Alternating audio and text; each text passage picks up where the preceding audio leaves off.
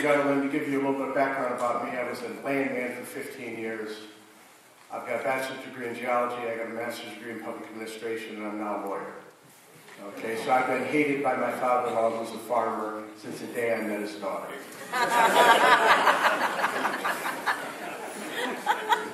One of the things, I know that we've done hydrofracturing in Ohio forever, but we've always done it to sandstones. From my understanding, from most of the production in Ohio, our hydrofracking has been done into sandstones and not shales. From my understanding, there was some really early production in the western part of the state. There were some shales, that there was some minor hydrofracking done, but not on the level we're talking now, and not at the depth that this formation is.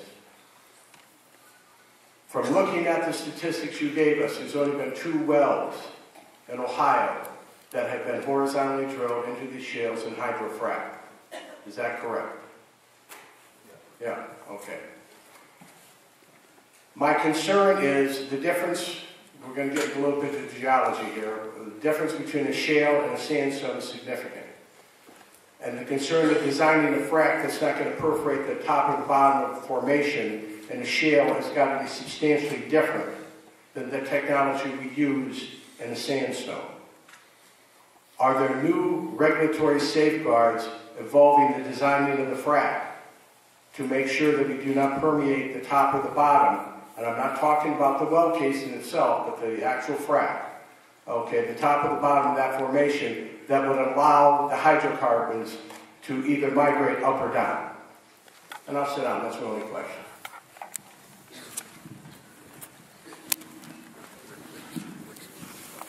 No, there are not new regulations to regulate how the frac is developed, but there are new regulations that define the limits of the frac.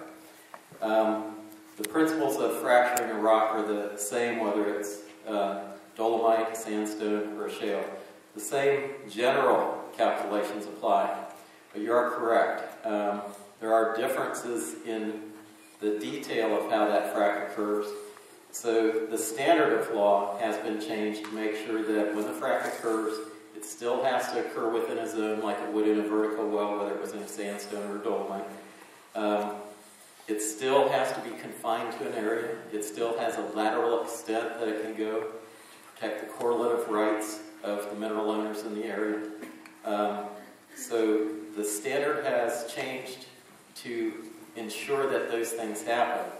And then the company is responsible for designing the engineering aspects of that job to make sure they stay within those aspects of the law.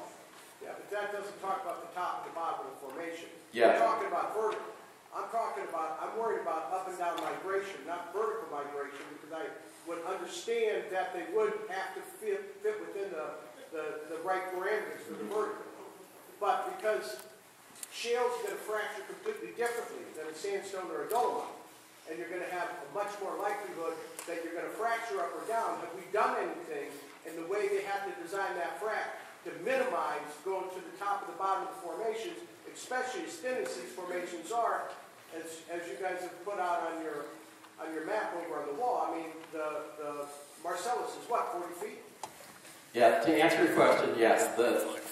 The fracture has to be controlled horizontally and vertically. Actually, the formations that they currently fracture when they drill a vertical well are thinner than that in many, many cases. Yeah, but they're sandstone. It doesn't matter. The law still requires them to contain the fracture to the production formation, and that's the key. They have to fracture within the zone they're allowed to produce. So that's the key to the engineering process.